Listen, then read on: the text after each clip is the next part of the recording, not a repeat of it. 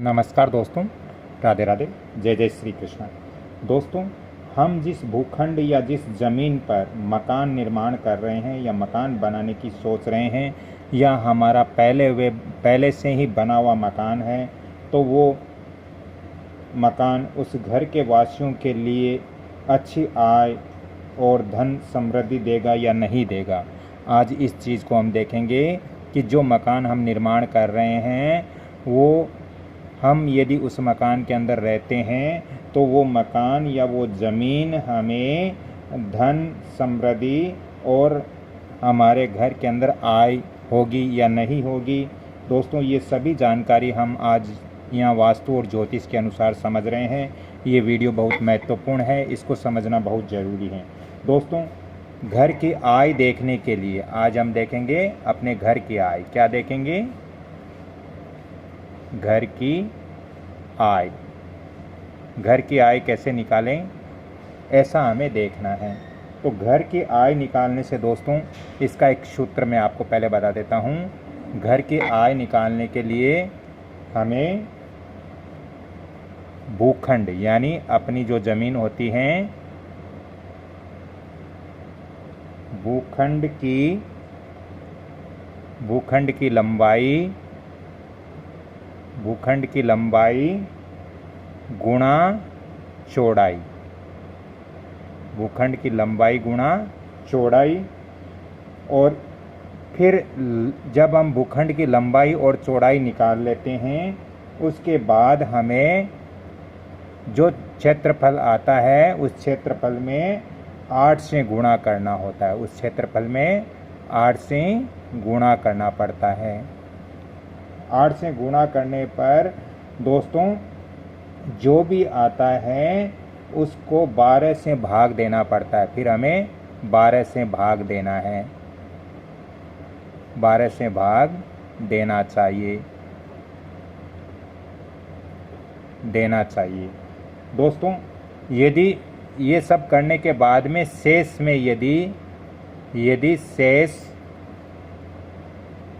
1, 2, 3, 4 या 7 या 8 या 9 या 10 या 11 ये यदि शेष बचते हैं तो हमारा मकान है या हमारी ज़मीन है वो बिल्कुल शुभ होती है। ये संख्या शेष रहने पर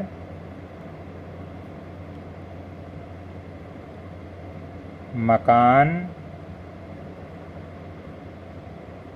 या भूखंड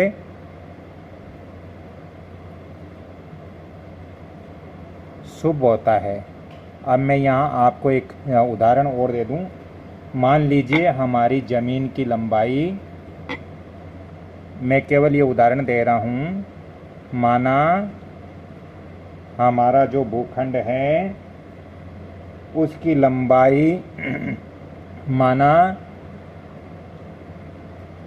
हमारे भूखंड की लंबाई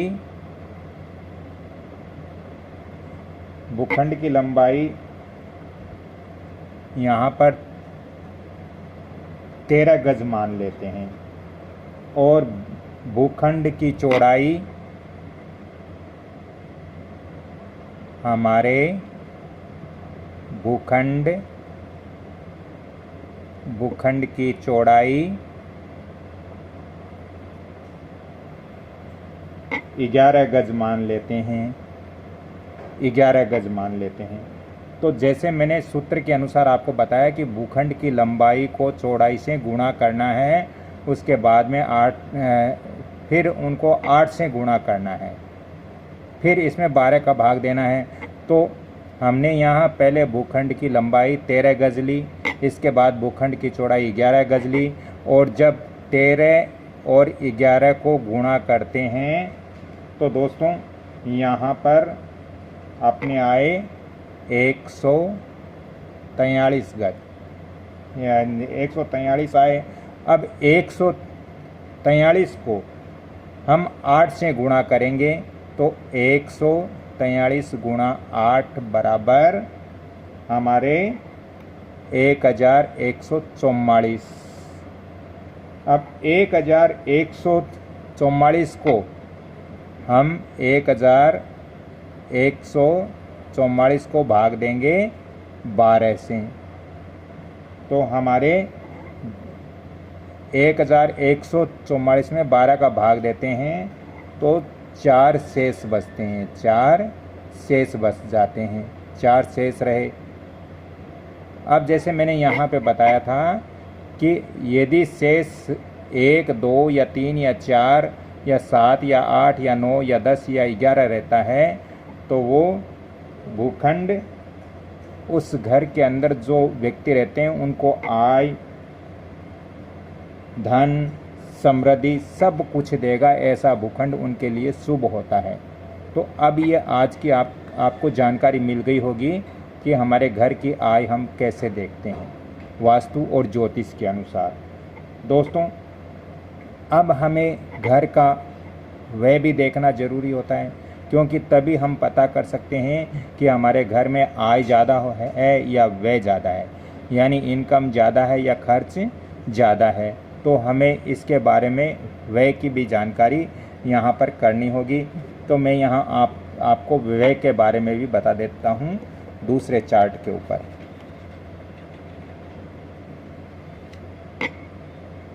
दोस्तों, अब हम घर के व्यय के बारे में जानेंगे।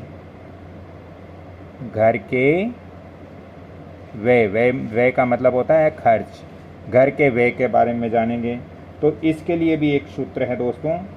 इसके लिए सूत्र है कि आपको लंबाई और चौड़ाई को गुणा करना है।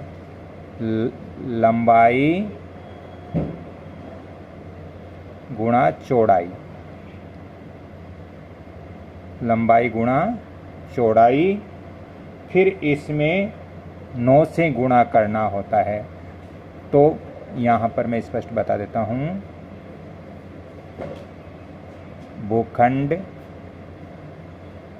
भूखंड की लंबाई गुणा चौड़ाई गुणा, फिर हमें इनको दोस्तों 9 से गुणा करना पड़ता है, तो गुणा 9, फिर इसके गुणनफल को 10 से भाग देना है, यानी इनका जो गुणा होता है उसमें 10 का भाग देना है। तो यहाँ पर हम 10 का भाग देंगे।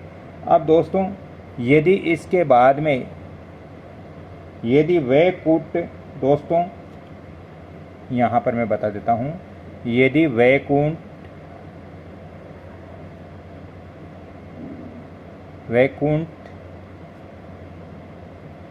यदि 3, 5, 7 या 8 हो तो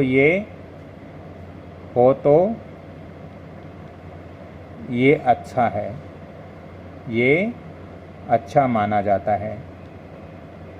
अब दोस्तों, यहाँ पर मैं एक उदाहरण भी देता हूँ। यदि ये हमारे शेष बचते हैं तो ये बहुत अच्छा है, इससे घर में खर्च कम होता है, इससे घर में खर्च कम होता है। अब मैं आपको उदाहरण देके यहाँ समझाता हूँ। मान लीजिए भूखंड की लंबाई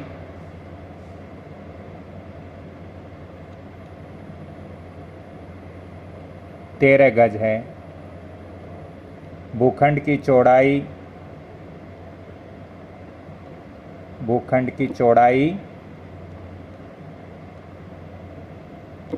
11 गज है।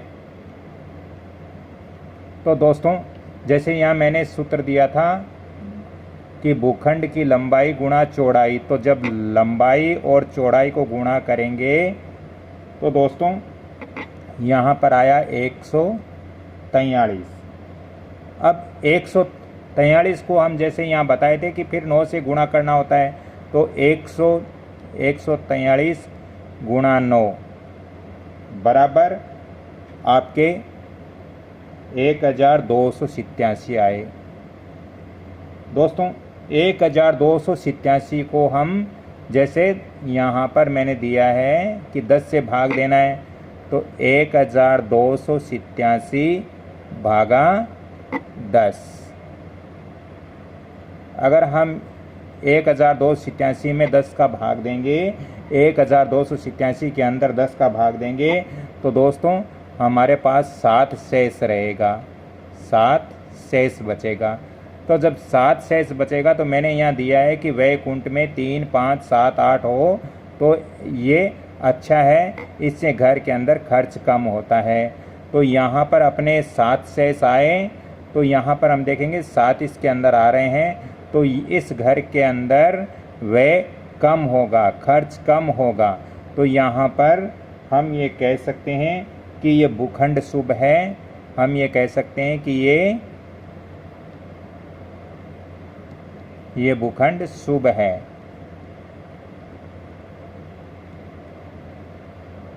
क्योंकि इसमें खर्च और बचत अधिक होगा। ऐसे भूखंड में खर्च कम और बचत ज़्यादा होगी,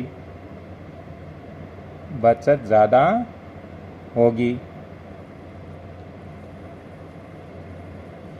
दोस्तों अब हम पहले वाले और दूसरे वाले दोनों को देखेंगे तो हमें पता चलेगा कि घर में आय ज़्यादा होगी या। तो यहाँ पर हमारे पास जो पहले वाला चार्ट है, इसके अंदर भी हमने देखा कि घर के अंदर आय के स्रोत अच्छे हैं, और दूसरे वाले चैप्टर के अंदर, दूसरे वाले चार्ट के अंदर हमने देखा कि यहाँ भी खर्च कम बता रहा है। तो ऐसी स्थिति में मकान हमारा शुभ होगा। यदि ऐसी ज़मीन पर हम मकान बनाते हैं तो वो मकान हमें आय ज़्यादा देगा और खर्च कम हमसे करवाएगा। तो ऐसे हम आय और व्यय का निष्कर्ष हम वास्तु के अनुसार और ज्योतिष के अनुसार निकाल सकते हैं। आशा करता हूं कि आज का मेरा ये वीडियो आपको अच्छा लगा होगा, ये जानकारियां आपको अच्छी लगी होगी। यदि आपको ये जानकारियां अच्छी लगी हैं तो कृपया इस वीडियो को आप लाइक करें, शेयर करें और सब्सक्राइब जरूर करें। बेल आइकन घंटी के निशान पर भी क्लिक करें। राधे राधे दोस्तों, वीडियो थोड़ा लंबा हो गया था, लेकिन जानकारी देना मेरा कर्तव्य था।